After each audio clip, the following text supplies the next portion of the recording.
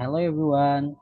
Uh, Thank you for coming to this seminar on healthy. And today we will uh, listen and participant.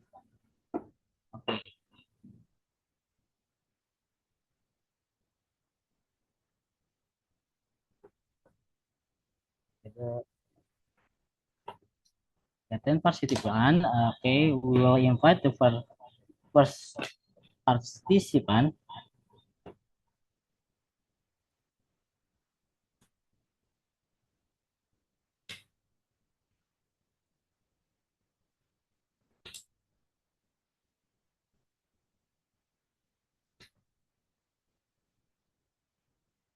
Okay, for Vidya.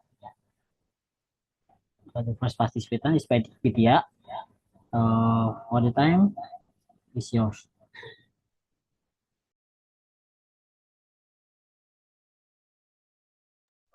All right, thank you, moderator. Good afternoon, everyone. Respected and the incredible participants, my name is Vidya Jesirut Widena Purba. Today, I will be presenting my research proposal entitled. Wait, belum di.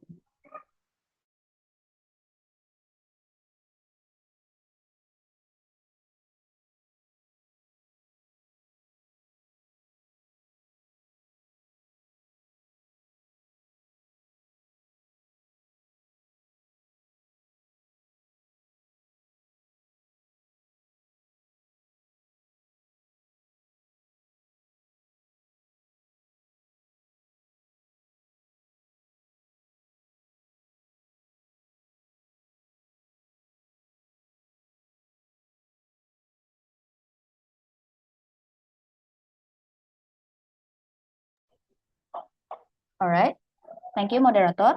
Good afternoon, everyone. Respected and the incredible participants, my name is Vidya Jesirut Widena Purba. Today, I will be presenting my research proposal entitled How Students' Reading Habits Influence Their Ability to Create Ideas and Improve Their English Writing. Next, please.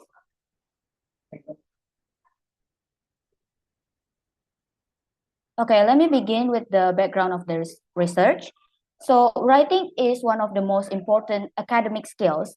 Students need to express their ideas, opinions, and knowledge through writing. But many students struggle to create ideas when asked to write in English. What influences this is the reading habits. Uh, Students who read regularly tend to have better vocabulary, wider knowledge, and a stronger sense of how to organize ideas in writing. So, looking at the data according to the World Bank, around 70% of children in low income countries cannot understand simple text appropriate for their age. And specifically in Indonesia, the National Library study found that people only spend about 1.47 minutes per day reading and read 5 books per quarter, which is quite low. And this shows the serious literacy gap that directly affects students' ability to write well. Next, please. All right, from this background, we can identify the problems here. So the first is students show low reading engagement. So students only read when instructed by the teacher and lack consistent. So there's no self-initiated reading habits. The second is idea generation difficulty. So this is limited reading leads to fewer references, reduced vocabulary, and difficulty in creating ideas for writing tasks. And the third one is low literacy scores. So here, Indonesian students' reading comprehension scores remain low from Compass in 2023, which directly affects their academic writing quality. And then also there's a research gap. So previous study only focus on the frequency score correlation, but don't explain the cognitive process linking reading habits to idea creation in writing, which is this study aims to fill that gap. Next, please. Okay, so the problems earlier lead to the four research questions that focus on how students use information from reading in writing tasks, the challenges they face in creating ideas, and how access to reading materials influence their creativity with the central question, examining how reading habits overall affect their ability to create ideas and improve their writing skills. And based on these problems and questions, the study aims to explore how reading supports writing tasks, identify students' difficulties, and examine the role of reading access in creativity. Next, please. Okay, so let me talk through the theoretical foundation of this study. So the first is reading habits. So here is referring how frequent students read, and what types of materials they read and their level of engagement. And the second is reading and writing relationship. In this previous study, stated reading regularly shows students how argument and ideas are structured and organized, which they can apply to their own writing. Next is the idea generation, idea creation in writing, and it links literacy skills to critical thinking. The last one is literacy and writing development. So here, World Bank in 2025 stated that low literacy is a barrier to academic writing growth. Okay, next please.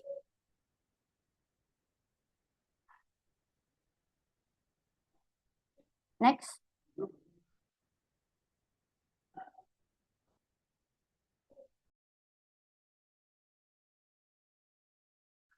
All right, so based on those theories, I developed the conceptual framework from reading habits to intermediate process, and there's writing ability, which the arrow shows the direction of influence from left to right and then downward to the outcome box, which is students' English writing improvement. Next.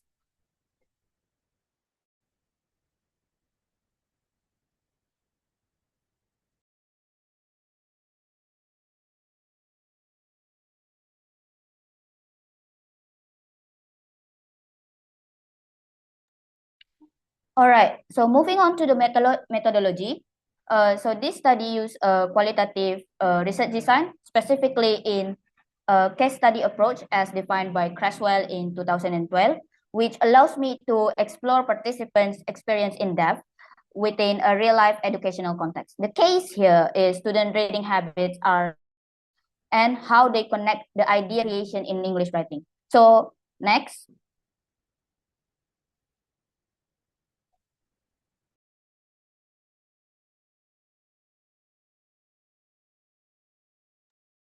Okay, for the population, I will focus on EFL students who are actively involved in English reading and writing activities, and the sample here is more or less 20 students and selected purposely based on their willingness. Next.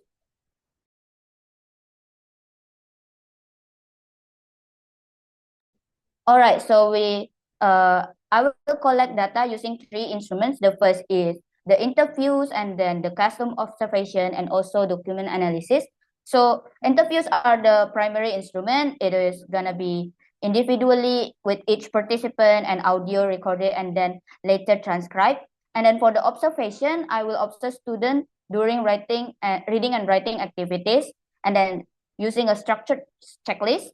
And for the analysis, I will examine students' written work with essays and assignments. Next. Next lagi.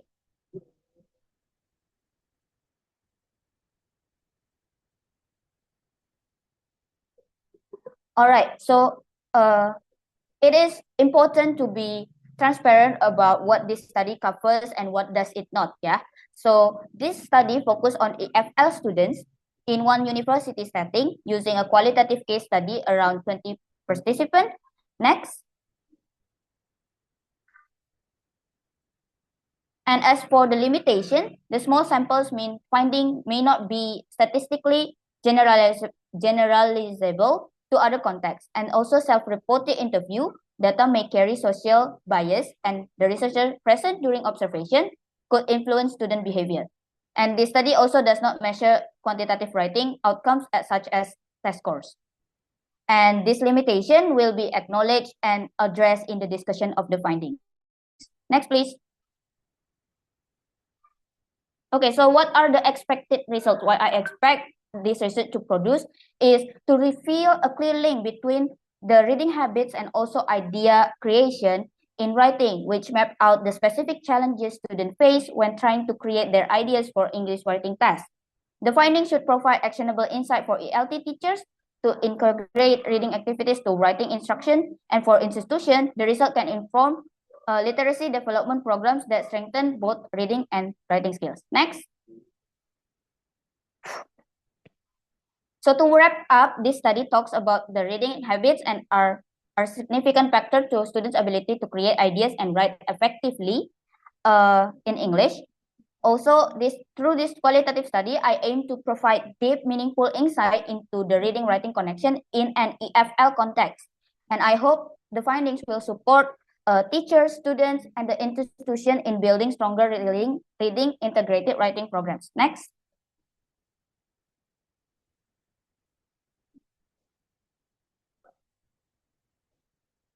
Okay, so here are selected references that form the foundation of this study. The full reference list is available in the written proposal. Next. Yeah, that concludes my presentation. Thank you very much for your attention. Returning the floor to the moderator. Okay, thank you, Vidya, for the presentation. That's a wonderful presentation about the writing skill. And then we will move to the next participant. The second participant is Siti Salsalama. For Siti Salsalama, time is yours.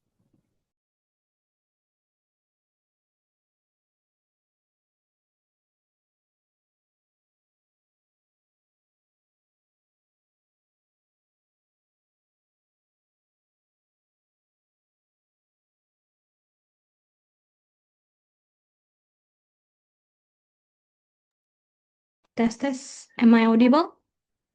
Okay.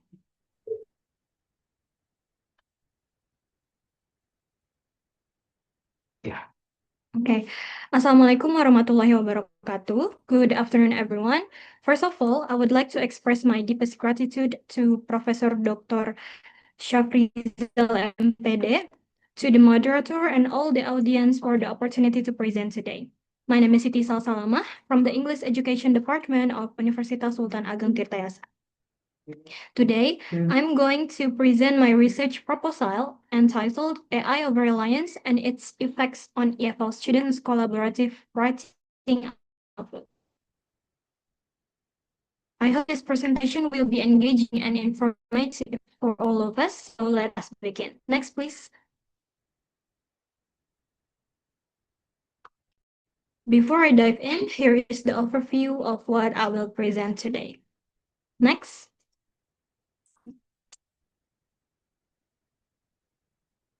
Okay, let's start with the background. Writing is widely recognized as the most difficult skill for EFL students.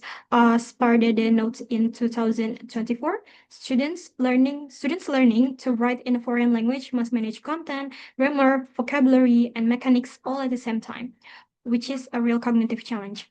To help address this, collaborative writing has been recommended and adopted in EFL classrooms since as early as the 1970s, when Bruffy first proposed that students learn better in groups than alone. And research also strongly supports this. Collaborative writing promotes grammatical accuracy, reflective thinking, and critical engagement with language. But here's the problem. We are now living in an age of generative AI tools, ChatGPT being the most prominent example. Many students are using these tools not to just assist their writing, but to replace their own thinking entirely, submitting AI-generated text as their own contribution to group tasks. This is what researchers This is what researchers call AI over-reliance, accepting AI recommendations without critically assessing them. And according to Basha, 2024, excessive reliance on AI reduces critical thinking and decision-making skills, the very skills that collaborative writing is supposed to develop. This is the tension at the heart of my research. Next, please. Okay. Now, where exactly does the gap lie? On the left side, of the slide, you can see what we already know. AI tools like ChatGPT are increasingly used by EFL students in Indonesia for brainstorming and also improving their writing structure. Existing studies have examined individual students' perception of AI tools or how AI affects their solo writing. But as shown on the right, what's missing is an understanding of what happens in group settings.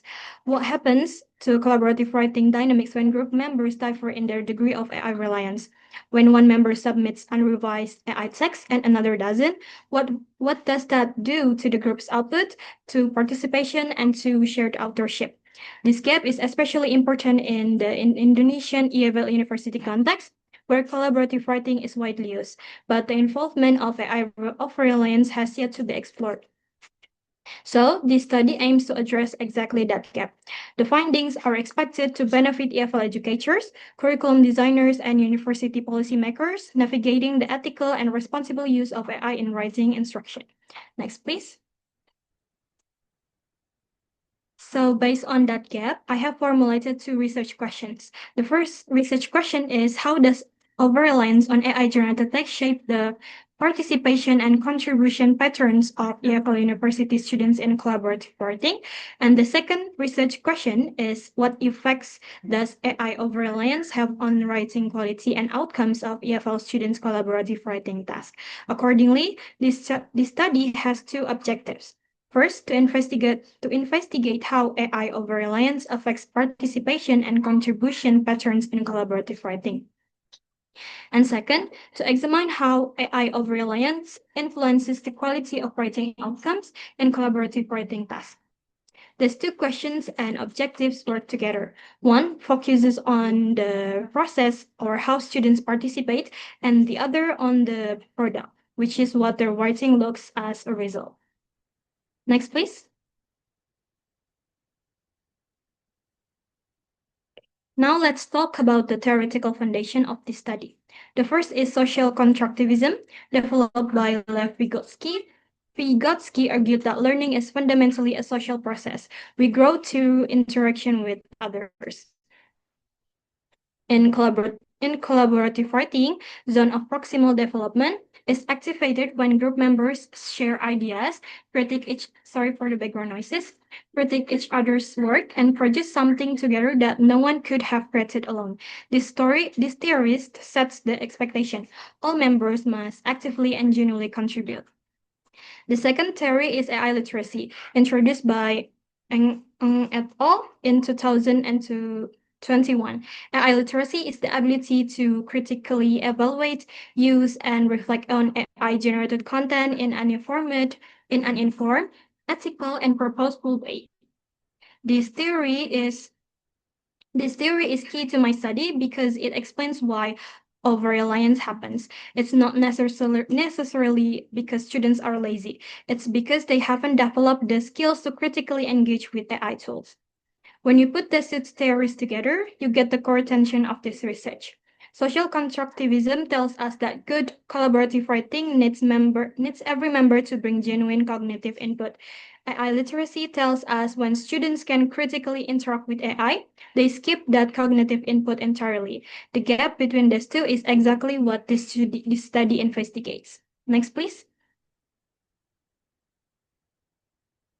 Moving on to the literature review, I've reviewed 5 key studies that are directly relevant to this research. First is by Abba Hussein 2020, which found that Saudi Arabia learners rate collaborative writing significantly higher than individual writing. Next is by Zhang and Plonsky, which conducted a large-scale review and found that collaborative writing in face-to-face settings consistently improves learner performance. Next is by Villarreal and Gil Saratia in 2020 that found that students produce better text collaboratively than individually. And the rest you can see on the screen. Next, please. Now let's talk about how this study will be conducted. First, for the research design, this study uses a qualitative case study design, which is the most appropriate approach when we want to investigate a complex phenomenon in depth within its real-world context. For the population and sample, the study will be conducted at Universitas Sultan Ageng Tirtayasa, specifically with students enrolled in the English paragraph writing course, a course that incorporates collaborative writing tasks. Participants will be selected through purposive sampling, following two criteria. They must have used AI writing tools like ChatGPT, and they must currently enrolled in a course with collaborative writing tasks. The sample will be a small number of students group, which is appropriate for the in-depth interpretive nature of the study.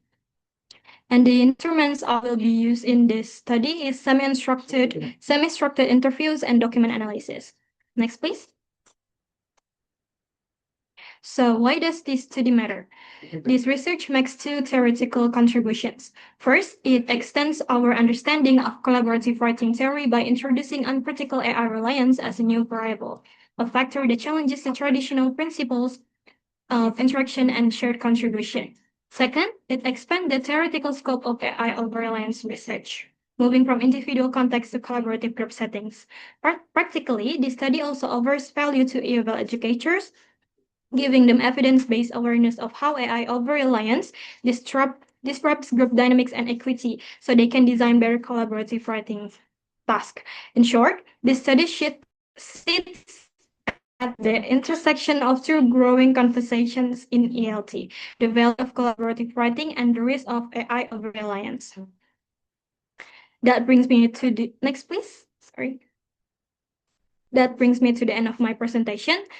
I believe this research is timely, necessary, and has real implications of how we teach writing in the age of AI. I would like to once again thank Prof. Dr. Shafrizal and all of you for the time and attention today. Wassalamualaikum warahmatullahi wabarakatuh. Back to the moderator. Waalaikumsalam warahmatullahi wabarakatuh. Thank you, participant. Siti Salama for the presentation. Okay, we will continue to the next participant. Okay, the third participant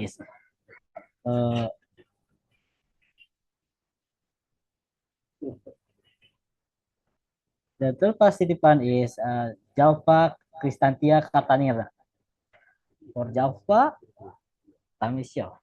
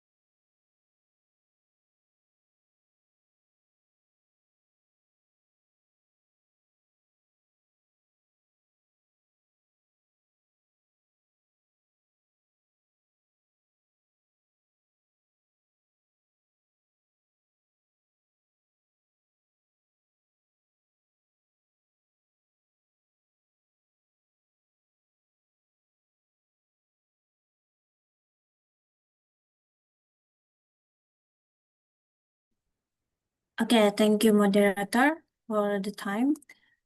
Good afternoon, everyone. First of all, thank you for the opportunity given to me to present my research proposal.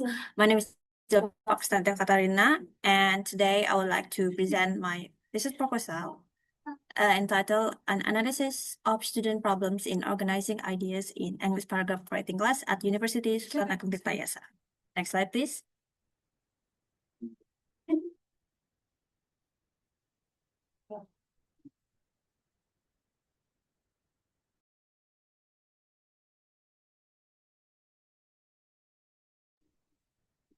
Okay, so for the background, I As we know, writing is one of the most important skills in learning English. Through writing, students can express their ideas, opinions, and information in written form clearly. However, writing is not easy because, especially for an EFL students like us. When students write, they need to think about many things at the same time, such like the grammar, vocabulary, sentence structure, and also how to organize the ideas. Because of this, many students feel confused and find writing is difficult, especially when they try to organize their ideas into a good paragraph. Some common problems are unclear main idea, weak supporting detail, poor coherence, and wrong transition. Also, the last is grammar and vocabulary mistakes. Next slide, please.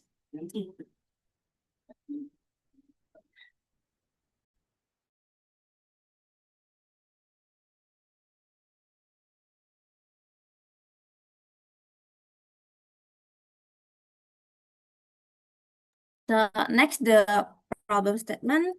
So many second semester students still face difficulty in organizing ideas when they in class writing English paragraph. Their writing work often lack clear structure, logical order, and unity and coherence.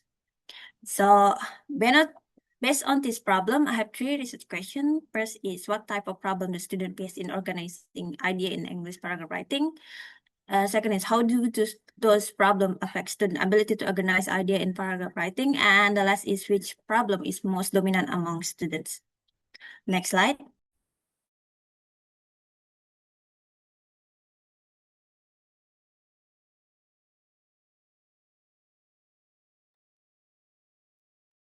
Okay, so next is the research objective. So this study is aimed to identify the type of problem in organizing idea, to describe how this problem affects student writing, and to find the most dominant problem. And then for the significance of the research, it's hope that it can help students to understand their writing problem, to give information for better teaching strategy, and to improve researchers' knowledge and experience. The last is to become the reference for future research. Next slide, please.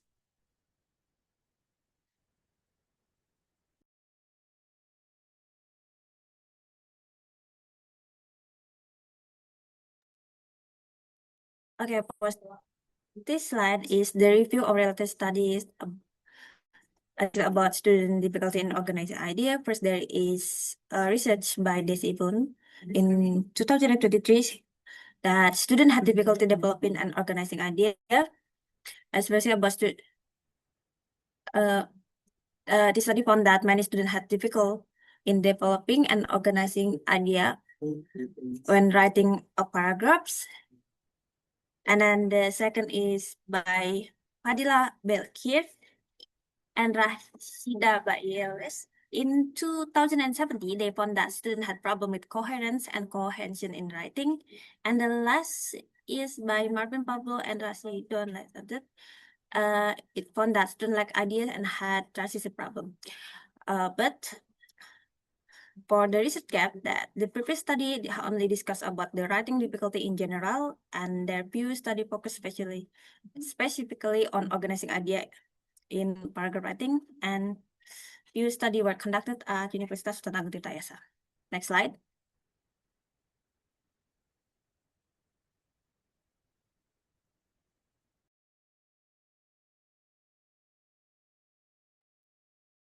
Okay, about the literature review, first there is writing skill. Writing is a way to express idea in written form, and in addition, writing is considered a complex skill because students need to think many aspects at the same time, such as grammar, vocabulary, punctuation, and organization. And then there's paragraph writing. According to Oshima and Hong, a good paragraph has 3 main parts. First is topic sentence, tells the main idea of the paragraph, the supporting sentence about the idea using example, reason, or detail, and the last is the concluding sentence, close the paragraph or summarize the ideas. And then next is organizing ideas in writing. In organizing ideas, students need to decide the main idea, develop the supporting detail, arrange ideas in logical order, for example, from general to specific, and connect sentence using transition. And then the last is student difficulty. It is the most common student face while organize the idea versus developing idea, like developing the idea, connecting sentence using transition, grammar mistake, and limited vocabulary, and then the first language influence. Next slide, please.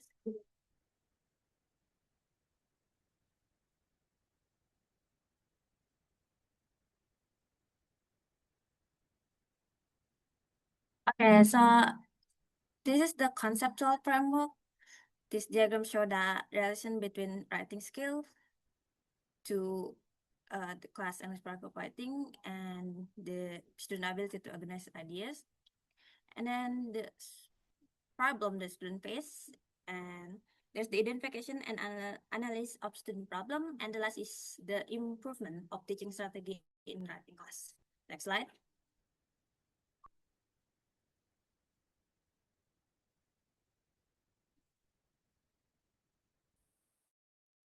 Okay, for the research methodology, the type of research that used in this research is using qualitative research design. The population is second semester student of English education program at Universitas Sultan Ageng Tirta, with the sample is using purposive sampling to student who takes English paragraph writing class in second semester.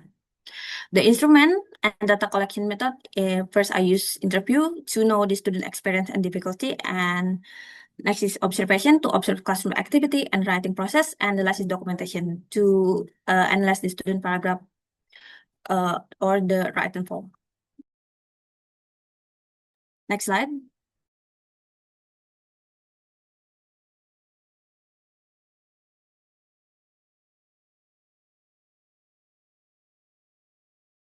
Okay, for the data analysis technique, I use Miles and Haberman in 2014. First is there is data reduction to select and focus on important data, and then the second is data display to present the data in a clear form, and then the last is conclusion drawing to make a final finding. For the research scope, the focus is on student problem in organizing ideas, and then it's also focused on the English paragraph writing class. And for the participant is only second semester students. The research limitations only one study program, the English department, and then limited number of participants, and focus on the paragraph writing, not the essay writing. Next slide.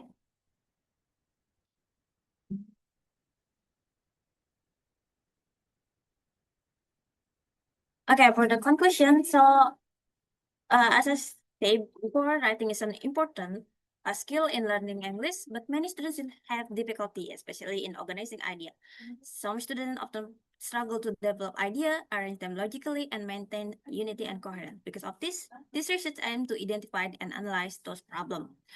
Hopefully, this result can help lecturer to improve teaching strategy and help students to develop better writing skill.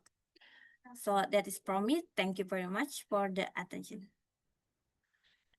Back to the moderator. All right, thank you for Jalfa for after presenting their presentation. Okay, we will continue to the next participant. The next participant is Nasha. For Nasha, time is yours.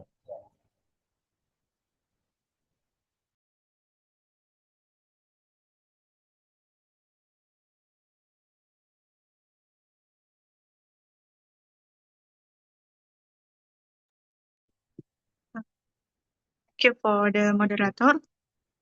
Good afternoon, everyone, respected lecturers, and my dear friends.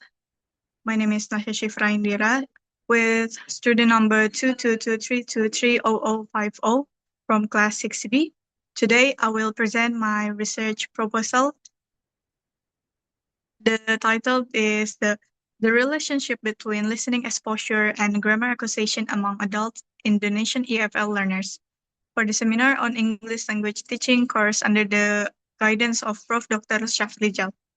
This study focuses on how learners' exposure to English listening activities may influence their ability to understand and use grammar correctly. Thank you, and I am ready to begin my presentation. Next slide, please. Okay, let me start with the background of this study. As we know, grammar is essential in learning English because it helps us form correct and meaningful sentences.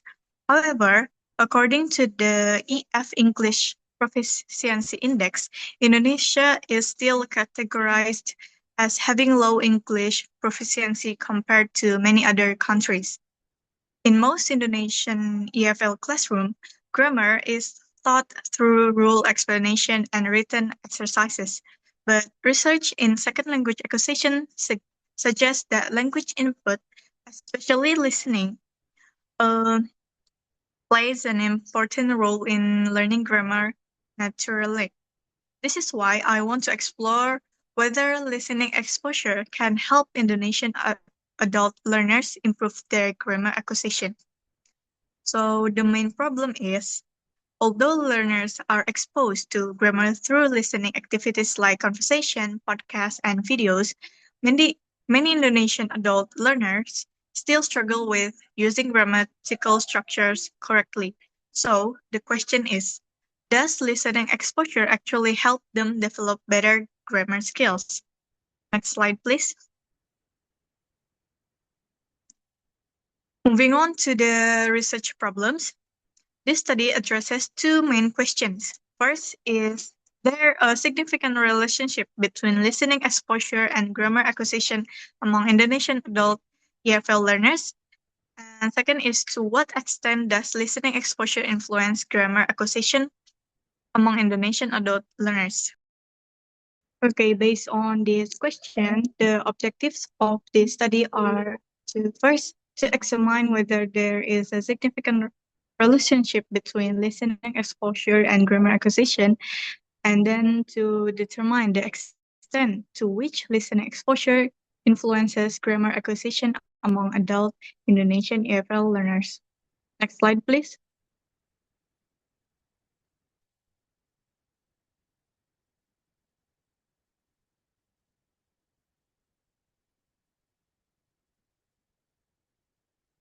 Okay, this research has both theoretical and practical significance. For the theoretically, it will enrich the existing theory in the field of English language teaching. Practically, this study can benefit several groups. For learners, listening exposure can help them improve both listening skills and grammar accuracy.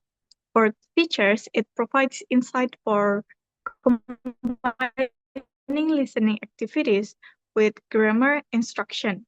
For researchers, it contributes to understanding the link between listening and grammar acquisition in SLA. And for educational institution, the finding can be used to improve teaching approaches with more listening-based activities. Next slide, please.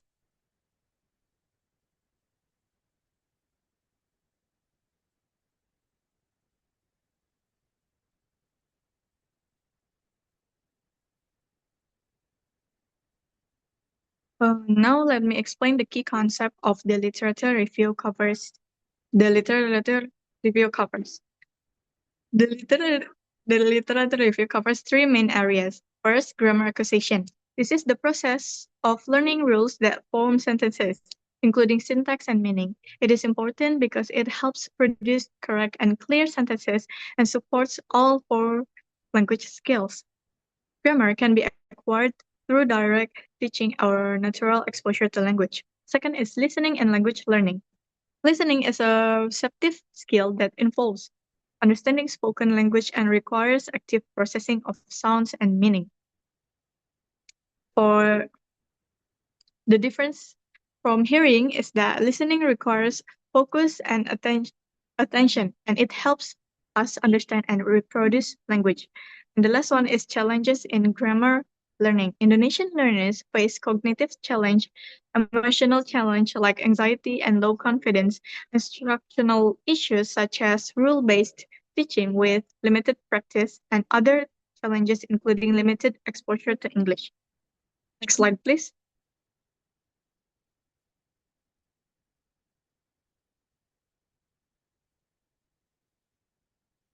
So for the previous study, several previous studies support this research. Let me present three important studies in this table.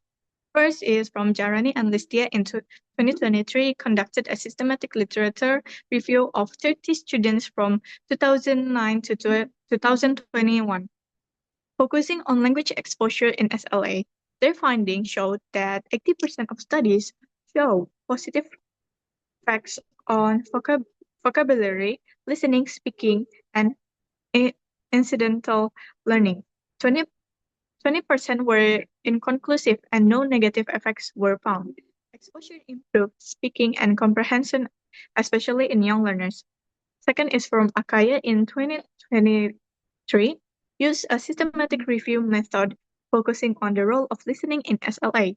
They found that listening helps learners recognize sounds, word, and sentence patterns, which supports grammar development. For the last is Zhao and Huang in 2023 conducted experimental research on vocabulary exposure and SLA. They found that frequent exposure improves vocabulary and grammar acquisition. There was no major difference based on 19 factor. Next slide, please.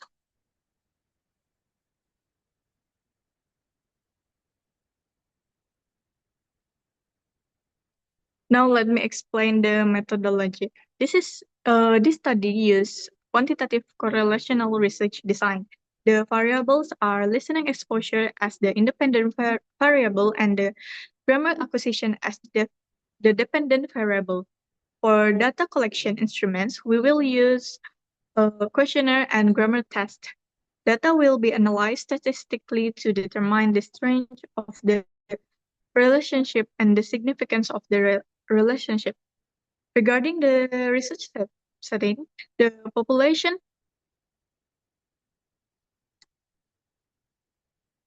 consists of adult Indonesian EFL learners, specifically undergraduate students aged 20 to 25 years at a university in Indonesia. Next slide, please.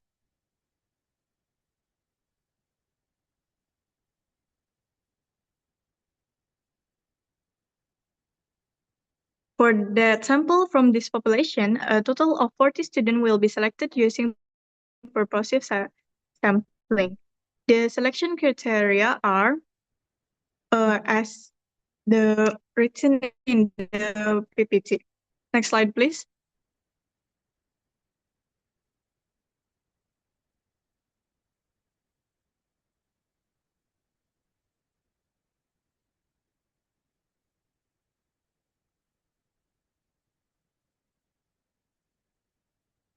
Okay, for the last is the research procedure. The research procedure consists of 5 steps. First, prepare research instrument, a listening exposure questionnaire using a Likert scale from 1 to 5, and a grammar test in a multiple choice format, both delivered via Google Forms. Second, conduct validity testing through expert evaluation by 2 to 3 English lecturers to ensure content relevance and alignment. Third, conduct reliability testing through pilot testing with similar participant and analyze using Cronbach alpha with minimum value of 0.70.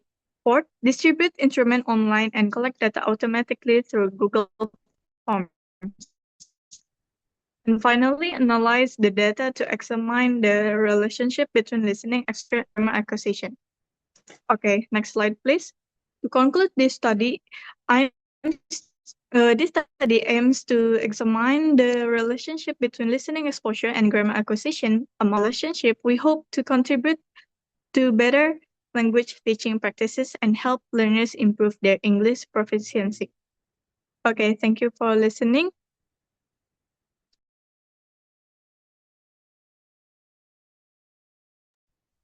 Alright. Thank you, Nasha, for your presentation. That's very nice. Okay, let's continue to the next participant. Okay, the next participant is Aisyah Dewi. For Aisyah Dewi, time is yours.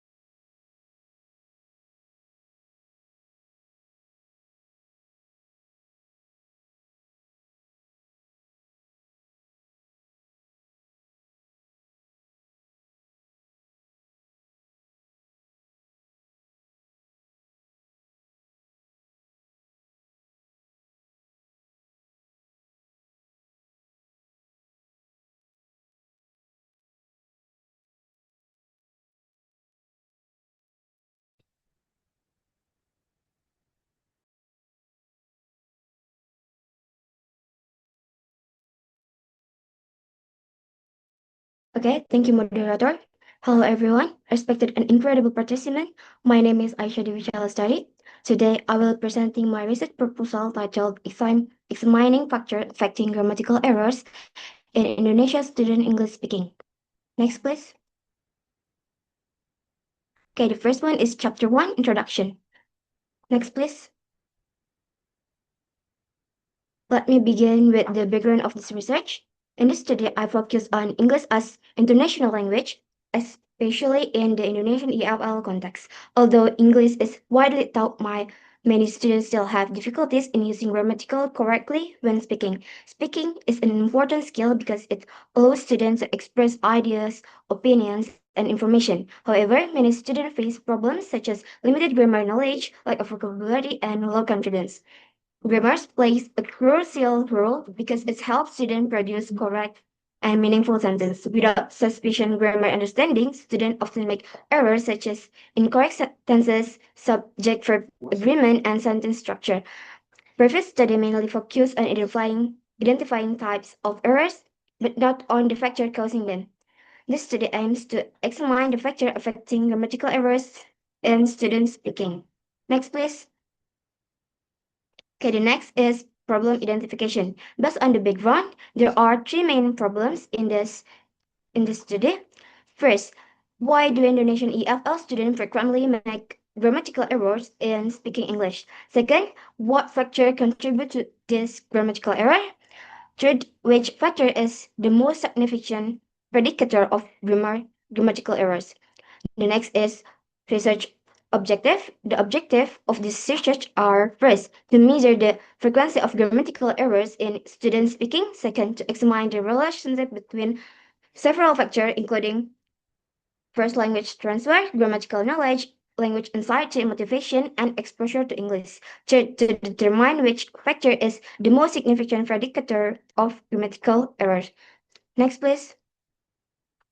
The next is significance of the study. The study has both theoretical and practical significance.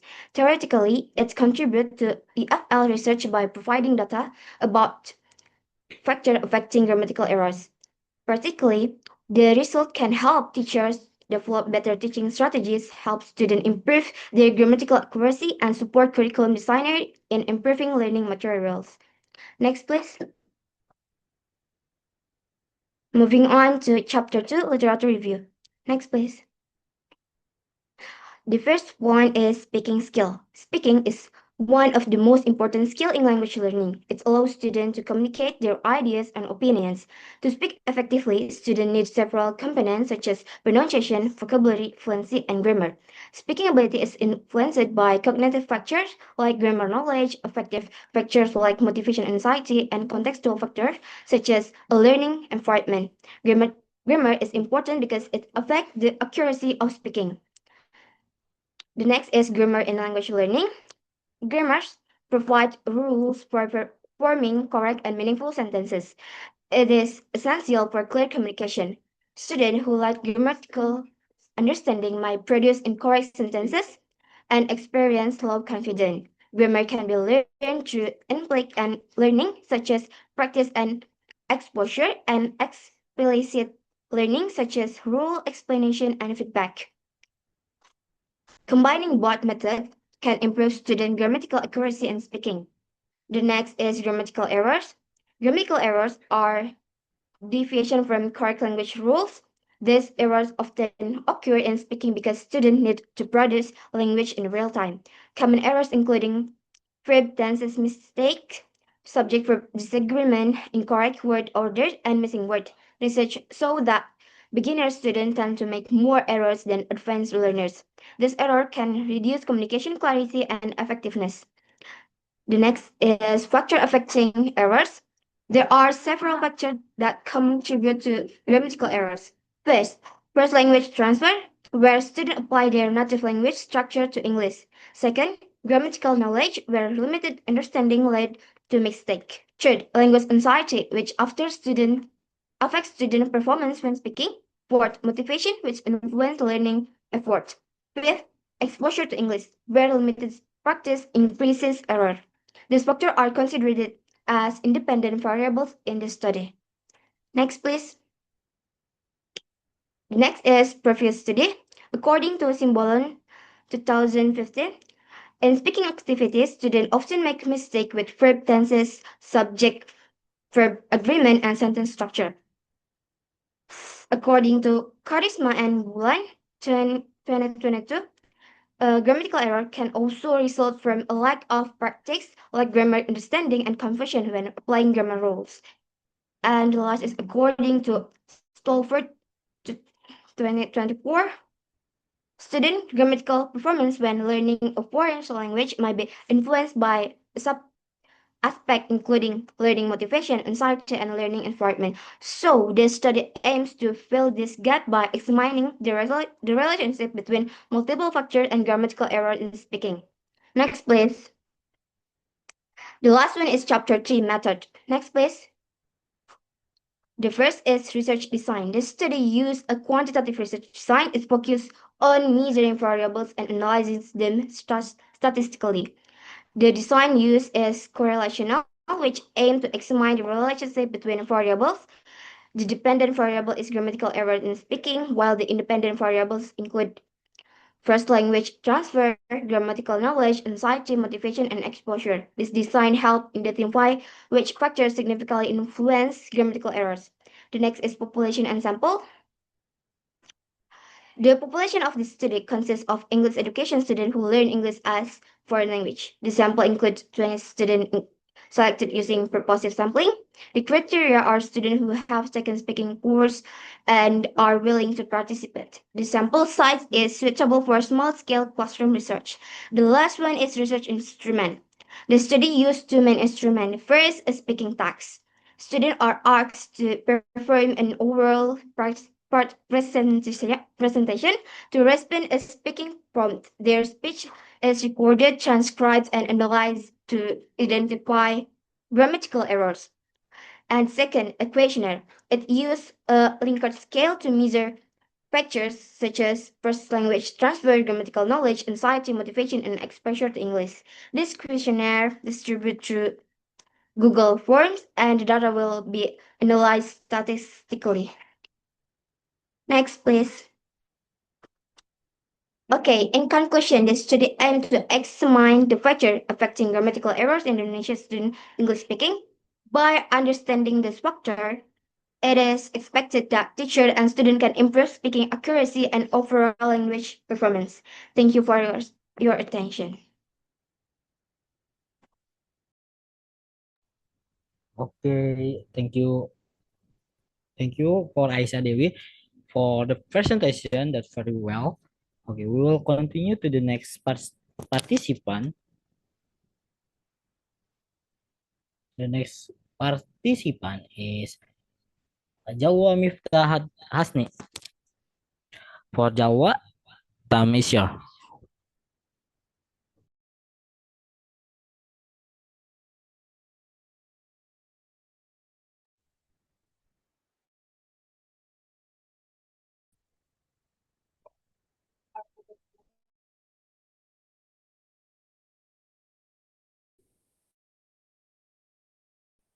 Good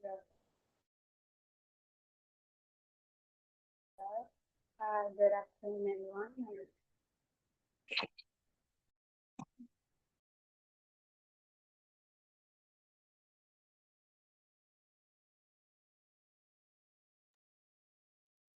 That's my audible.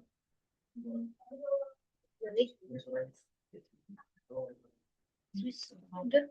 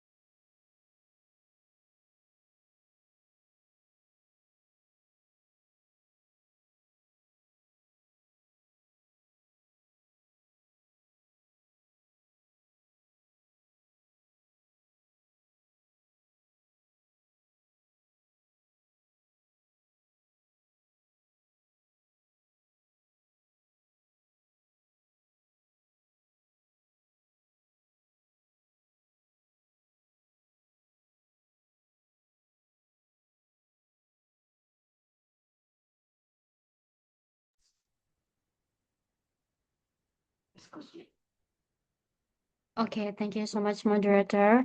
Good afternoon, everyone. My name is Omif Tasni. I am here presenting my research proposal entitled The Influence of English Language Exposure on the Writing Skills of Non-English Department Students. Next slide, please. Okay. This slide presents the background of the study, explaining why this research is important and relevant to be conducted. Writing is one of the most challenging skills in FL learning, according to Listiani 2018. Writing is widely recognized as one of the most challenging skills in English as a foreign language learning, or EFL. It is not simply about putting words on paper. Effective writing requires students to master vocabulary, grammar, and the ability to organize ideas in a clear and logical manner. In reality, many students still struggle to develop this skill. They often produce short text with repetitive vocabulary, grammatical errors, and poorly developed ideas. These difficulties suggest that students have limited linguistic resources to express their thoughts in written English. Okay, next slide, please. Okay. I'm sorry, the previous slide, please. Okay, great. And one of the most significant factors contributing to this problem is limited exposure to English. In many EFL contexts, English is rarely used in daily communication, which means students are mainly exposed to the language only during classroom instruction. This restricted exposure reduces their opportunity to acquire new vocabulary, understand grammatical patterns, and observe how ideas are effectively organized in written text. We'll understand that English plays a vital role in global communication, in education, technology, tourism, and business. For this reason, many universities in Indonesia, including Sultan Ageng Tirtayasa University, require students from non-English departments to take general English course. These courses aim to equip students with the English skills needed to access international academic references and career opportunities. However, non-English department students still face significant difficulties when learning English. Their exposure to the language is often limited to just a few general English courses in their early semesters. Next slide, please.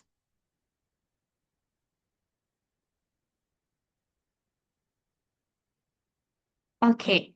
Next is research gap. Now that we understand the background, let me explain the research gap. The gap in existing knowledge that justifies why this study needs to be conducted. Previous studies on writing difficulties in EFL context have largely focused on students who major in English. This is understandable, as English major students generally receive greater exposure to the language through intensive coursework, reading materials, and frequent academic use of English. This higher level of exposure provides them with more opportunities to develop vocabulary, grammatical knowledge, and writing competence. However, relatively few studies have specifically examined writing difficulties among non-English major students, who typically experience much lower levels of English exposure because it is not the main focus of their academic programs. This limited exposure may restrict their opportunities to acquire vocabulary, understand grammatical structures, and observe how ideas are organized in written English. Therefore, further research is needed to investigate how limited English language exposure influence writing skills in EFL context. Next slide, please. Next is problem identification. The first one is non-English department students frequently make grammatical errors and use limited vocabulary in their writing. And the second one is these students have limited exposure to English as it is not the main focus of their academic programs. The third one is limited English exposure may significantly influence their overall writing ability, academic performance. Next slide, please. And research objectives. There are three objectives. The first one is to identify the level of English language exposure among non-English department students. Writing skill to examine the writing skill of non-English department student in an EFL context. The last one is to analyze the influence of English language exposure on students' writing skills. Next slide, please. The next slide will be discuss about the significance. The first one is for the students. The results of this study may help them understand the importance of English exposure in improving writing skills. And for the universities, the results may support the development of programs that encourage students to practice English more actively. And for the lecturers, the findings may provide insight to design more effective learning strategies that increase students' opportunities to interact with English. And for the further researcher, the study may serve as a reference for further research related to English language exposure and writing skills in EFL context. Next slide, please. And for the literature review, as the first one is English language exposure. English language exposure refers to how often students interact with English through reading, listening, speaking, and writing. According to Krashen in 1985, said that language acquisition occurs when students receive sufficient comprehensible input from the target language. And then what is concept of writing? Writing is one of the 4 essential language skills alongside listening, speaking, and reading. According to Tarigan 2008, writing it is the activity of expressing language in written form to convey ideas clearly to readers. Next slide, please.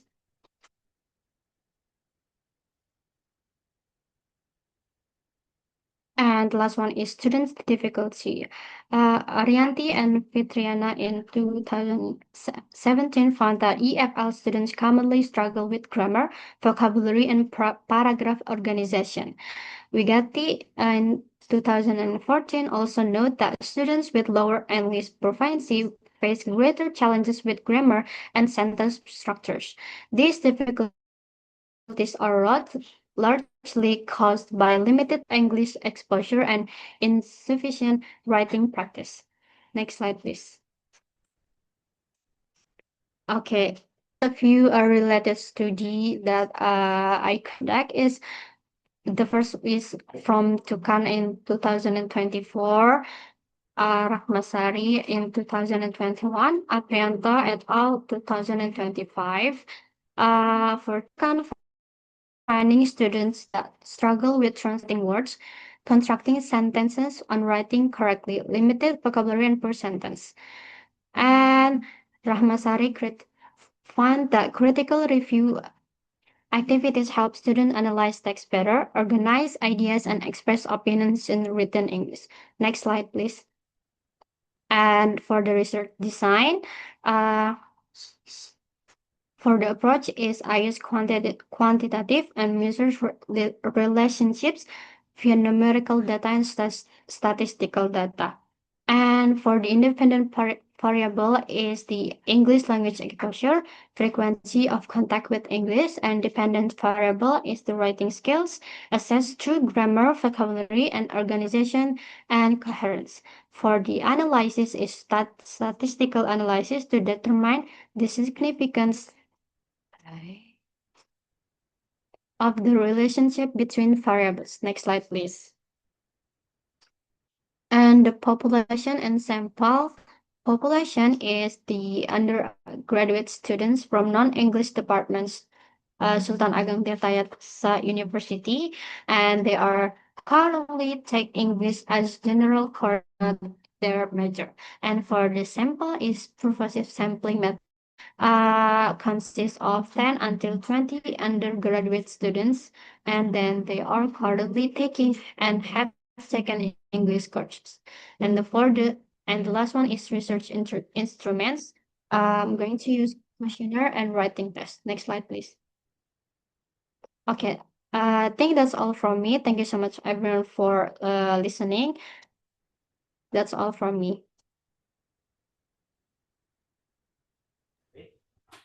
Okay, thank you, Jalwa, for the your presentation. Okay, we'll go to the next one. Will be Muhammad Anggil Sulanjar. Okay, yeah. Let's continue to the Anggil.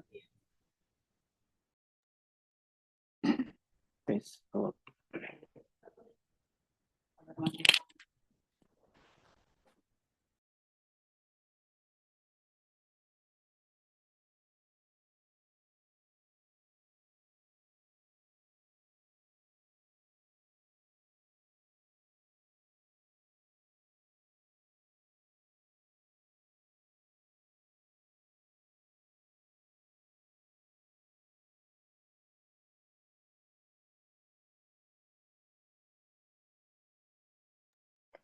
Okay. Assalamualaikum warahmatullahi wabarakatuh. Good evening, everyone. Thank you for moderator for the time that give to me. So, my name is Muhammad Anggil Sulanjar. First of all, I'd like to say thank you for giving me the opportunity to present my research today. I'm from English Education Department of Faculty Education and Teaching Training, Sultan Ageng Tirtayasa. And now I will present my research titled about the role of vocabulary. Yes. Is it clear enough? Okay.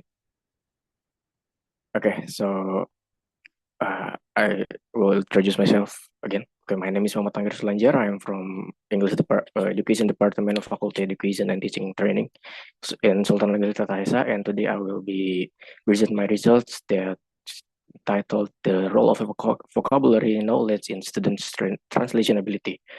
The next one, the background of the study is the translation is important skills in learning English, especially in academic context. Through translation, students are able to understand text more deeply and also transfer meaning from the one language to another. In the many learning situations, students are often asked to translate text either from the English to Indonesian or the opposite. However, in the reality, many students still face difficulties when they often do not fully understand the meaning of the source of the text, and sometimes they cannot express the meaning clearly in the target language. So this reason shows the translation is not an easy skill, and it requires more than this basic language knowledge. Next one, please.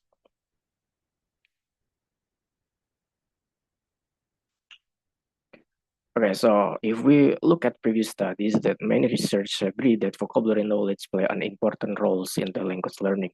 So students are with a better vocabulary tend to perform better in reading, writing, and even speaking.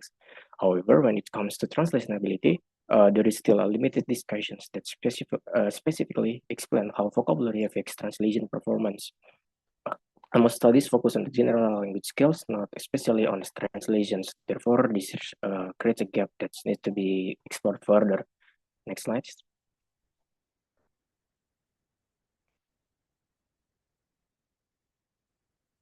Okay. Based on the background of the gap, several problems can be identified. Like the first, students often have difficulty understanding the search text because they do not know the meaning of the certain words. The second one is even if they understand some parts, they still struggles to choose appropriate words in the target language. The third one is like the translations they produce are often inaccurate or unclear. So if we look deeper, these problems are closely related to the limited vocabulary knowledge. Next slide, please. Okay, based on the problems mentioned earlier, the study is guided by the main research questions. The question is how does vocabulary knowledge influence students' ability? This question is important because it helps us understand whether improving vocabulary can directly improve students' translation performance. Next slide. Okay, the research objective in line with the research questions, the objectives of this study is to analyze the role of vocabulary knowledge in students' translation ability. In addition, this study also aims to identify how vocabulary mastery affect the accuracy of translation. So the main focus is to see the connections between these two variables in a clear and measurable ways. The next slide, please.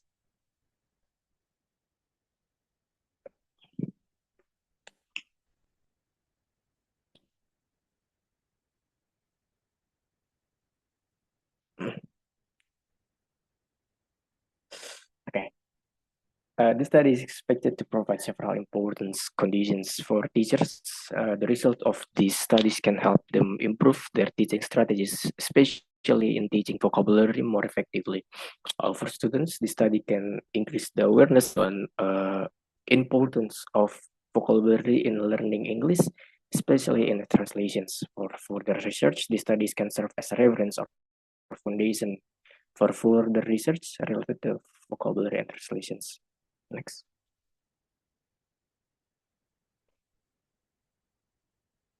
Okay, so the next one is the theoretical framework. I have the first one is the vocabulary is considered as one of the most important components in language learning. It's the foundation that supports all our language skills, including reading, writing, speaking, and listening. Okay. Okay, first one is translation. The translation is the process of transferring meaning from a source language into a target language. It is not simply word for word substitutions, but rather a process that focuses on conveying meaning accurately and naturally, as stated by Larson. So, like, second one is vocabulary. Vocabulary is a fundamental component of a language that supports comprehensions and communications according to nations. Vocabulary knowledge is essential for understanding meaning and using language effectively in various contexts. This means that without the sufficient vocabulary, students will face difficulties. Next.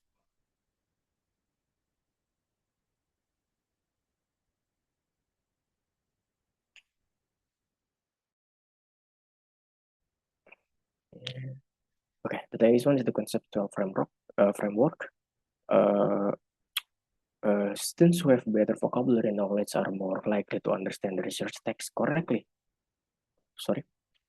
They can also choose more appropriate words when translating, which results in more accurate translations. On the other hand, students with a limited vocabulary may misunderstood the text or choose incorrect words.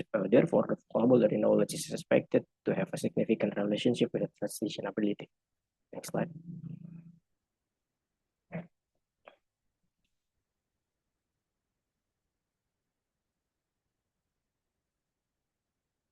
Okay. So the purpose of this, the study uses quantitative correlation and research design. So the purpose of this A method is to examine the relationship between vocabulary knowledge and the translation ability by using the designs. The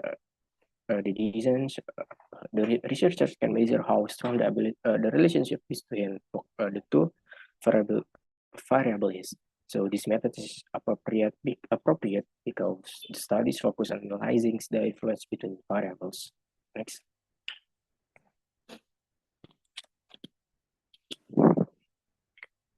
So the population sample.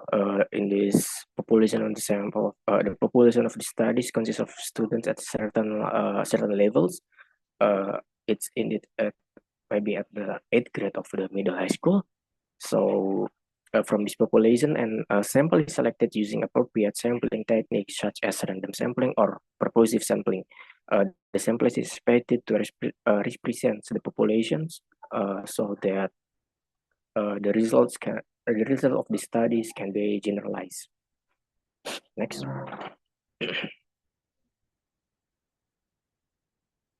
So the research instrument in the study determine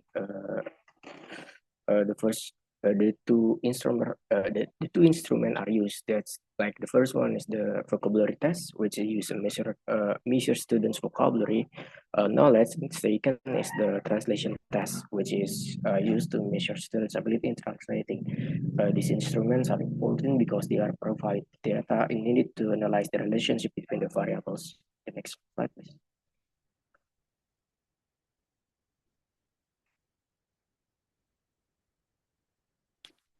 Okay, the data are collected through the test given the students. After collecting the data, the next step is analyzing them using statistical methods. Correlation analysis is used to determine whether there is a relationship between vocabulary knowledge or the translation ability. So through this analysis, the research can identify how strong the influence vocabulary is in translation performance. Next slide.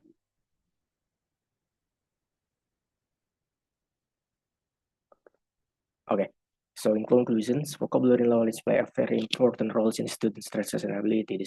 Students with better vocabulary are able to understand text more easily and produce more accurate translations. On the other hand, limited vocabulary can lead to misunderstanding and errors. Therefore, improving vocabulary should be a key focus on language learning.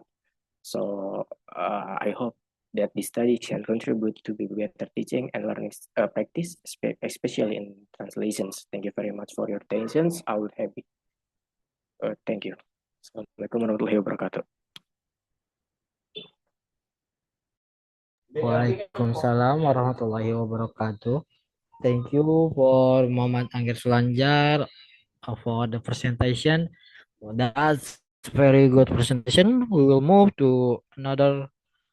The next one is Muhammad Nazril Ada. All right. For Muhammad Nazril Ada, time is yours.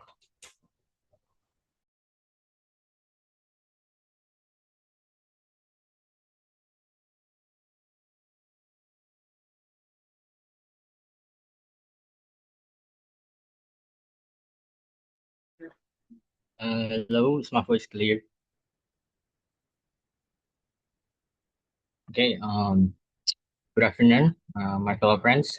First of all, thank you for the opportunities given to me to present my seminar proposal today. My name is Muhammad Nazril Adha, and in this presentation, I will explain my proposed research entitled Exploring the Effectiveness of Listening Activities in Indonesian EFL Classroom in Supporting Students' Listening Comprehension.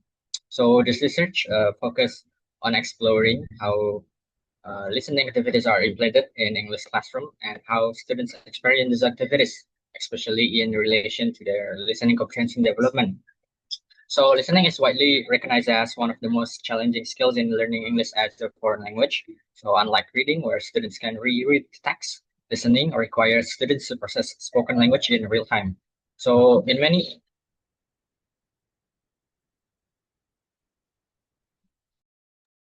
EFL classroom, students experience difficulties in listening due to several factors. These include limited vocabulary, unfamiliar accent, fast speech rate, and lack of exposure to natural English. As a result, students often feel anxious and less confident when completing listening tasks. So therefore, it becomes important to explore how listening activities are actually implemented and how students experience these activities in classroom. So understanding students' perceptions can help teachers evaluate whether listening instructions truly supports students' comprehension development.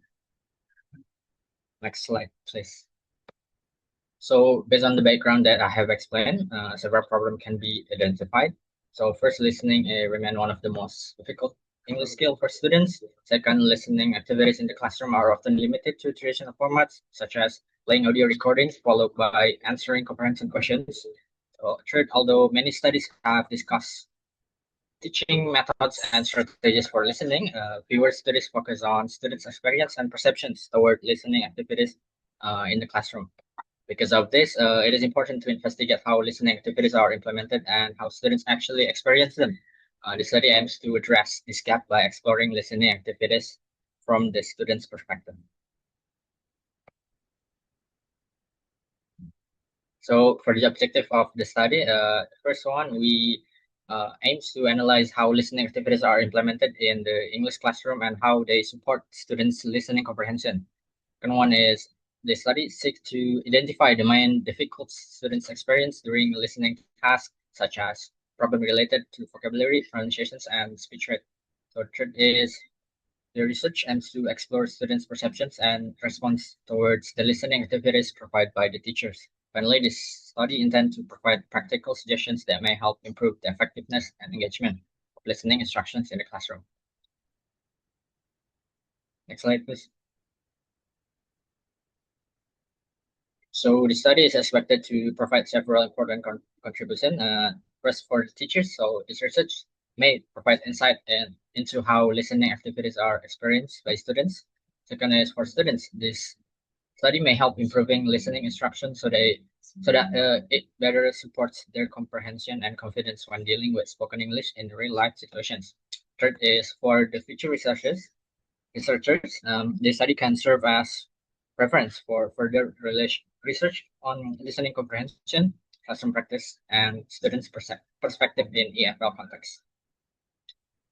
Next slide, please.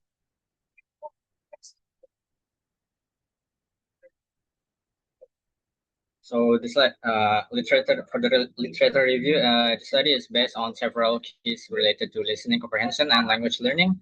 Listening comprehension is the ability to understand spoken language by processing sounds, vocabulary, and meaning.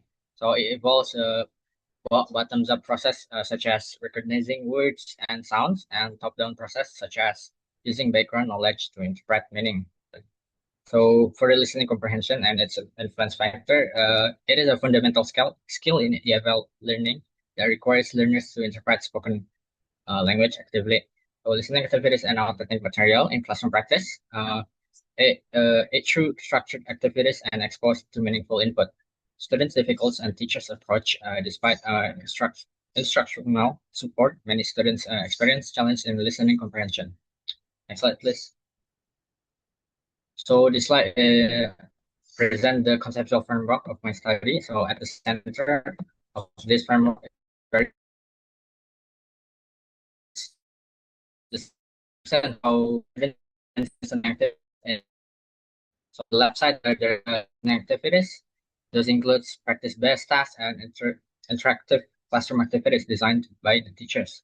At the top, we have authentic material, such as real-life conversation and natural speech. Authentic material exposes students to realistic language use. So both listening activities and authentic material shape students' experience.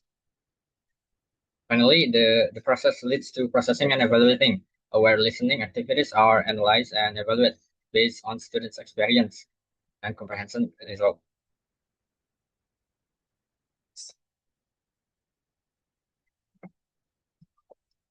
Several previous studies have examined listening and comprehension from different perspectives.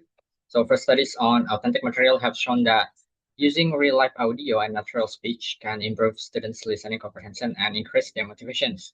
Second, research on listening strategies has found that techniques such as predicting content, identifying keywords, and focusing on main idea can significantly improve students' comprehension during listening tasks. Third is study related to communicative language teaching that emphasize that interactive and meaningful activities can enhance students' engagement and participation in the classroom. So therefore, the study seeks to fill that gap by focusing on specifically on students' perceptions and experience on listening activities. So for the method, a qualitative approach is used because the research aims to explore and understand students' experience in listening activities. So the purpose is not to measure student scores or test hypothesis statistically, but to gain detailed insight into how students perceive listening tasks, what difficulties they face, and how they respond to classroom activities. So next study is this study use purposive sampling. Purposive samplings mean that participants are selected based on specific criteria that are relevant to the research objective. So the participants of the study are 10 grade 11 senior high school students. Grade 11 students are selected because they have already received exposure to listening actions in previous, so they are expected to have meaningful experience to share. So in terms of data collection, the study used three methods: interview, classroom observation, and documentation. So for the interview, they are contacted to explore students' perceptions, feelings, and difficulties during listening activities. So yeah, by combining these three data collection methods, this study aims to obtain comprehensive and credible findings.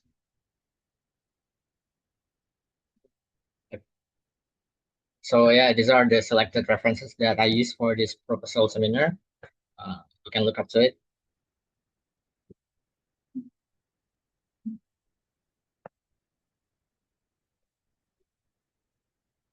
So I think that's all from me. Thank you so much for your attention. Wassalamualaikum warahmatullahi wabarakatuh.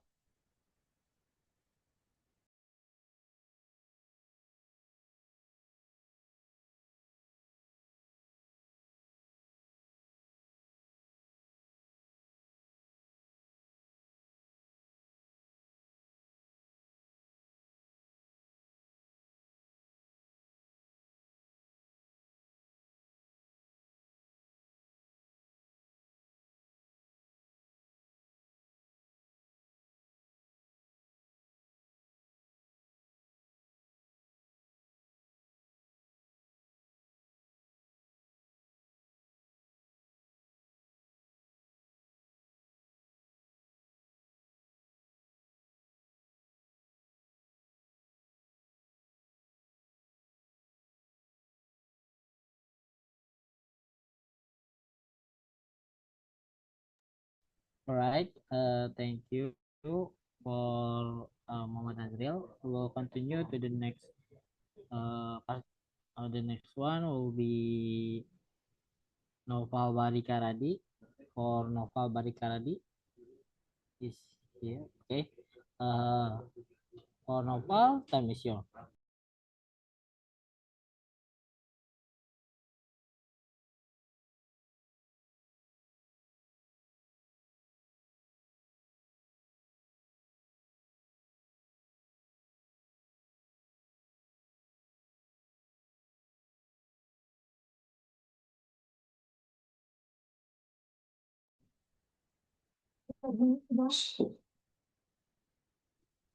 Okay, thank you, moderator, for the time.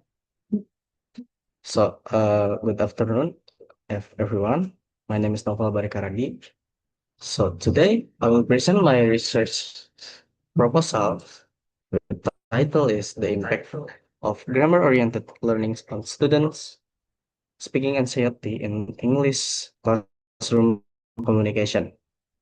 So in this presentation, I will explain the background, research problems, objective methodology, and also the expected result of my study. So next slide, please.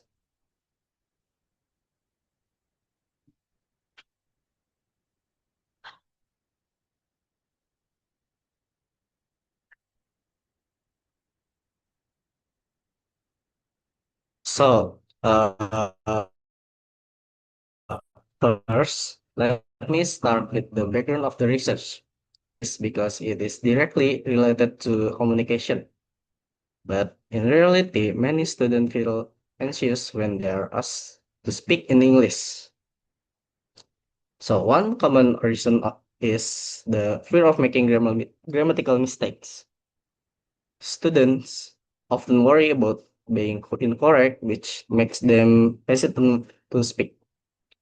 And also in many classrooms, teaching for more on accuracy rather than fluency. And this condition might reduce student confidence and participation. And next slide, please.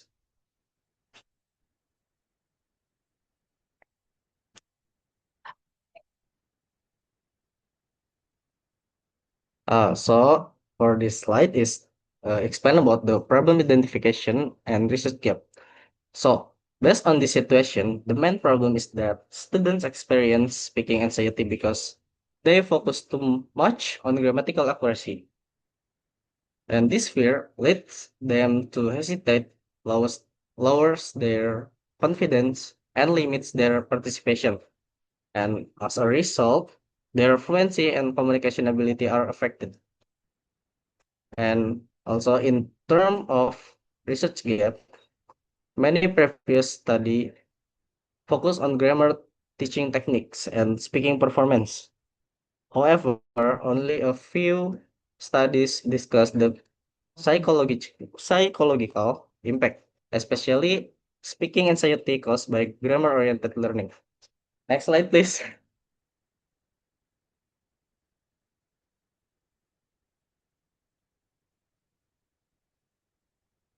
So, this study is guided by three research questions.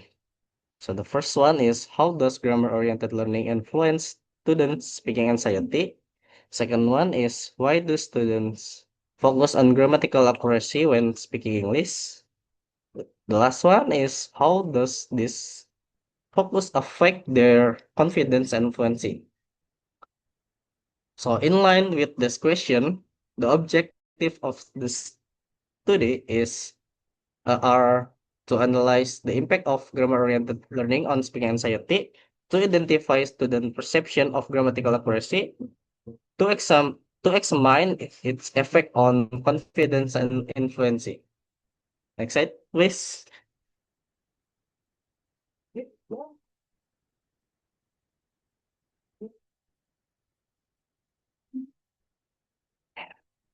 So this research is expected to provide several contributions. For students, it can help students understand their speaking anxiety and build greater confidence in communicating in English. And for teachers, it provides insight to design more balanced teaching approaches that support both accuracy and fluency. And for the researchers, contributes to the development of research on speaking anxiety and grammar instruction in EFL context. Next slide. So based on previous studies, grammar should support communication, not limit it, as stated by Alice. And form focused instruction can improve accuracy, but it might reduce students' ability to express their idea freely. And therefore, a balance between accuracy and fluency is essential. So, speaking anxiety is often caused by fear of mistakes and negative evaluation, as explained by Damayanti and Listianti. Next slide. So, as you guys can see here the conceptual framework. So, grammar-oriented learning leads students to focus on accuracy, and then this create a fear of making mistakes, which then cause speaking anxiety. So as a result, students experience low fluency in communication. Next slide, please.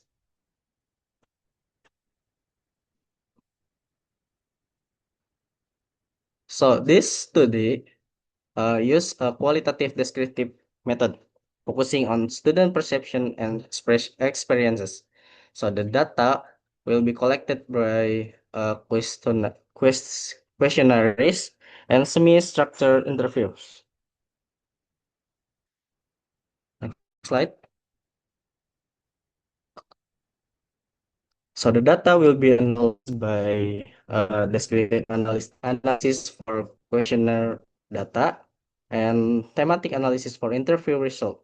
So the analysis will focus on patterns related to anxiety, grammar focus, and speaking confidence. Next slide.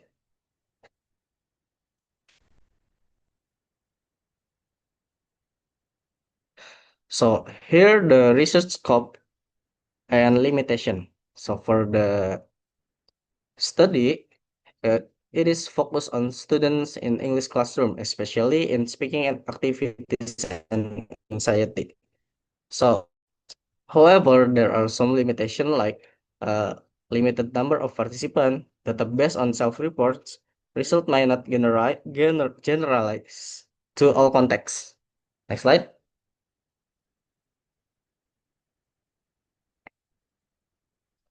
So, the expected findings are grammar-oriented learning may increase speaking anxiety. Students tend to over-focus on correctness. This anxiety reduces their fluency and participation. So, a more balanced teaching approach is needed. And next slide.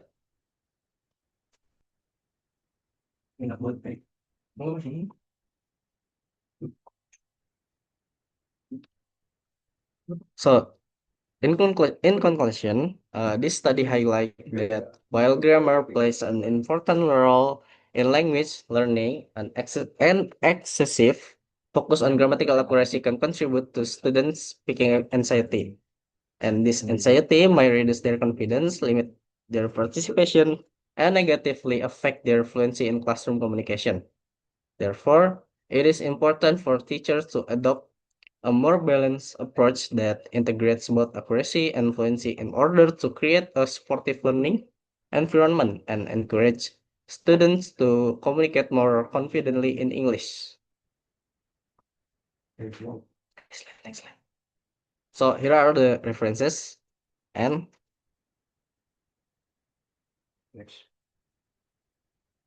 so that's all from me. Thank you so much.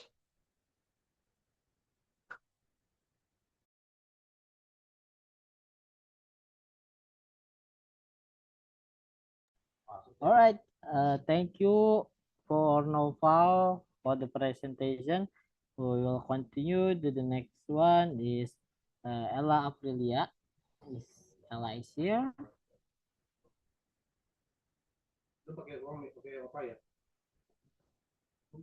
Or Ella? Is there Ella here? Yes, yes. Okay, wait. Okay. Time is your right. Okay.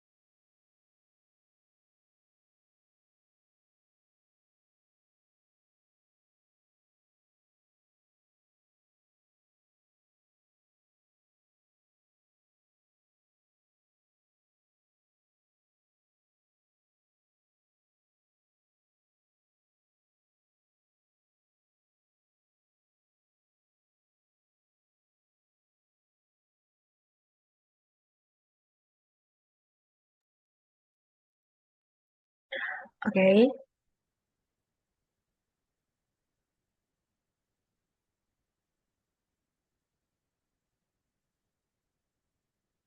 Okay, hello, good afternoon, everyone. My name is Alabria, and today I would like to present my research entitled is the effect of using TikTok as a learning media on senior high school student mastery of English slang and informal vocabulary. This research is conducted as a part of the seminar on English teaching course. Okay, for the second slide is background of the study.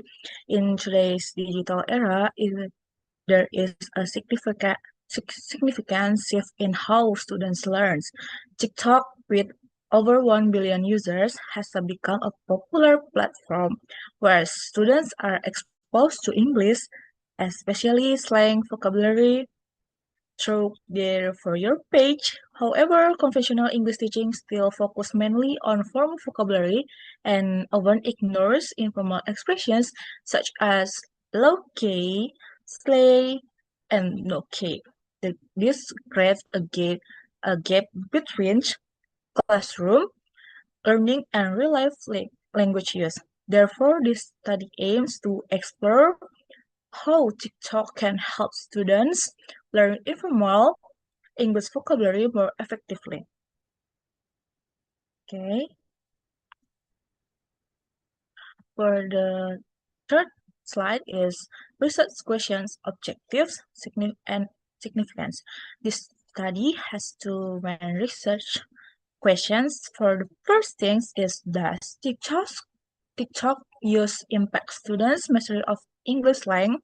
And for the second, how effective is TikTok compared to traditional teaching methods? The objectives are to examine the impact of TikTok and to compare students' improvement between experimental and control groups. The study is also significant because it contributes and provides practical guidance for teachers. Okay. For the slide, first there is vocabulary mastery and incidental learning.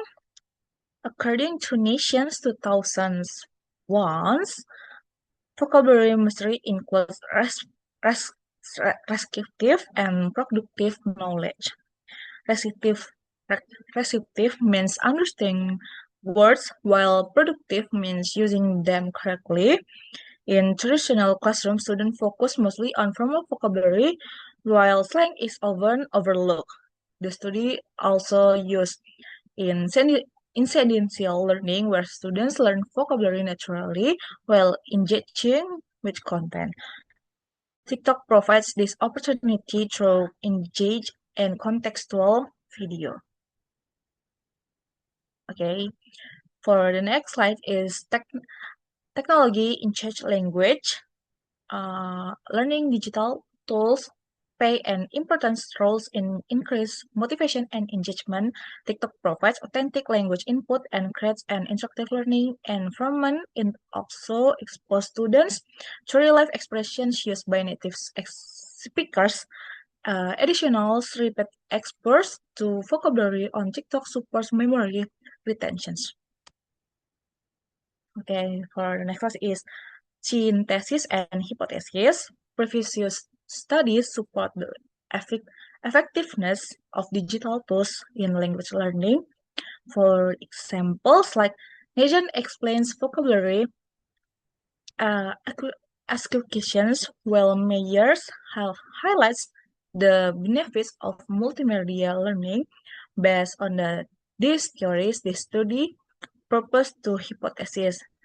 For the first is the null hypothesis stage that TikTok has no significant impact, while the alternative hypothesis states that TikTok has significant impact vocabulary mastery.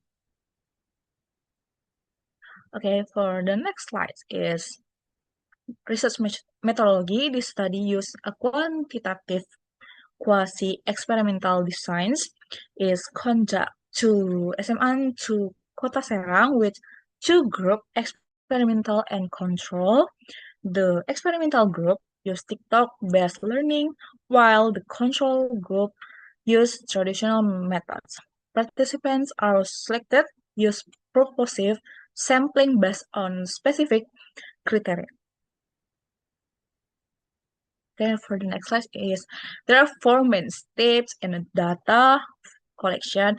First thing first is a pretest to measure initial ability. For the second is 6-week interventions. For the third is post-test to measure improvement. And for the last, a questionnaire and observations checklist to measure engagement and motivation. Okay, for next slide is for data analysis, this study used descriptive statistic and t-test validate its answer through expert validation, and reliability is measured using Cronbach Alpha. Ethical considerations include informed consent, volunteer participations, and data confidence. And for the last slide is this study includes several research instruments such as vocabulary tests, observation, checklists, and questionnaires. Is supported by key reference such as like Nations, Mayors, and Capel. And in conclusion, this study aims to explore the effective of TikTok on improving students' mastery of English language and informal vocabulary. Thank you for attention. Assalamualaikum warahmatullahi wabarakatuh.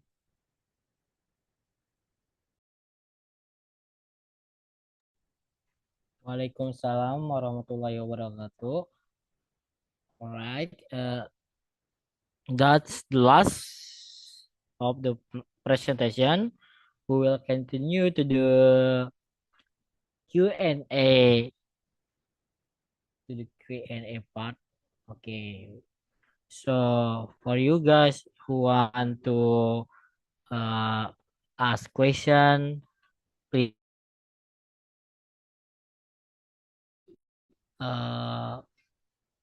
we'll call you and you can ask your question. Okay, that's one. Aura Aulianisa, please.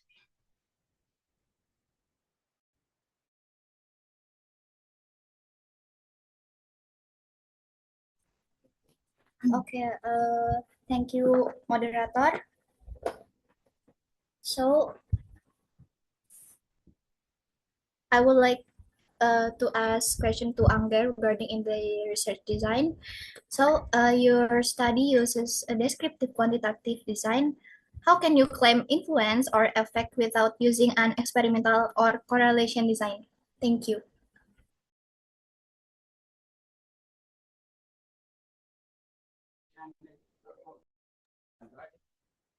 All right, we will hold it for now. We will continue the next question. Hernanda Ilham Rahmadani, please. All right. It's my voice clear. All right, thank you, Gil. So I would like to ask question to Bitya. So the question is, your study is focused on reading habits, but how do you ensure that writing ability is not influenced by other factors like grammar knowledge or teaching methods? Why do you need 3 instruments? Would one not be enough? Thank you. Wow, that's a great question. Thank you, Ananda. Okay, maybe we will hold it for now. Maybe other want to answer and I want to ask again. If they are not, we will continue to the presenter to answer the question. Okay, please. Can you give me a minute? Thanks. All right, all right.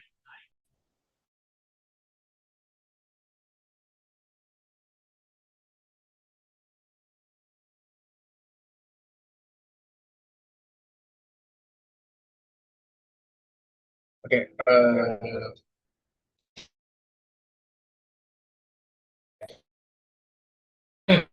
For our questions, like we repeated the questions first, maybe like you study use descriptive quantitative designs. How can you claim influence or effect without using an experimental or correlation design?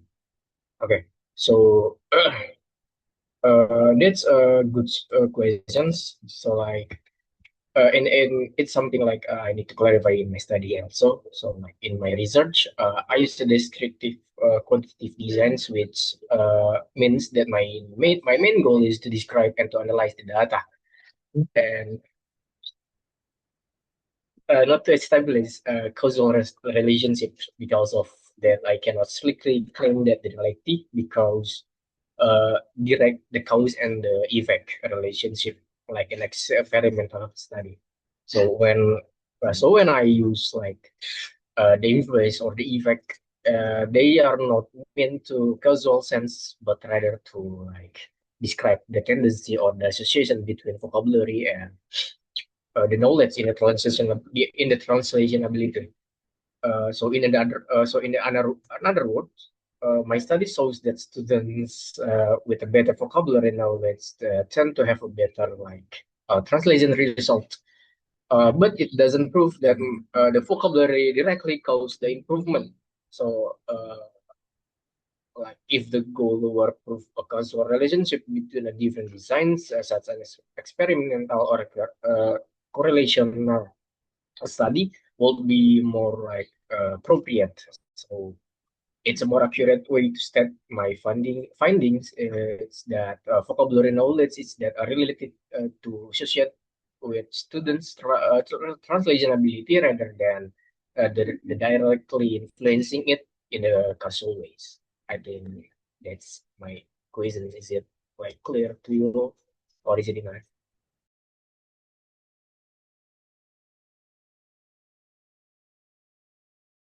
Thank you, Angger. Okay, thank you, Angger. Okay, thank you. Right, that's answering your question, Aura. Yes, thank you. Okay, Thank we'll you. continue to the next question. All right, to the next. Yeah, Abdul, thank you Yeah. so much for the question. Thank you, Nanda, for the question.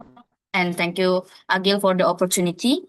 So, Nanda, let me repeat your question. Your question asked about my study focuses on reading habits and how do I ensure that writing ability is not influenced by other factors like grammar knowledge or teaching methods, and what do I need 3 instruments, would one not be enough? So my answer there is, for the first question, is that's a very important point. So writing ability is indeed influenced by multiple factors, such as grammar mastery, teaching strategies, and also motivation. But the study doesn't aim to isolate reading habits as the only factor, but rather to explore how reading habits contribute specifically to idea creation and writing. Other factors are also acknowledged, but the focus is on understanding the role of reading as a part of broader process. Also, using multiple instruments allows for more comprehensive data. Interviews capture students' perspective, and also observation shows actual behavior of the students. Also, document analysis provide evidence from the writing. And together, all these methods strengthen the credibility of the findings. Nanda, is that Right, that's clear, and that's the reason, of course. Yeah, thank you, Vidya. Thank you so much for that answer. Okay. Gue belum siap ngomong, udah buka.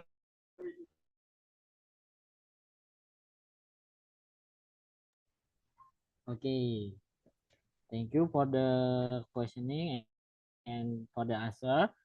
Maybe the Q&A session will be end now. Okay, if there any question, if they are not, maybe we will end this seminar.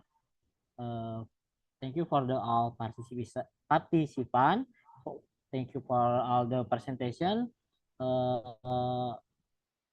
Close the presentation right now. Thank you everyone. Wassalamualaikum warahmatullahi wabarakatuh. Waalaikumsalam warahmatullahi Thank wabarakatuh. you Thank you all. everyone.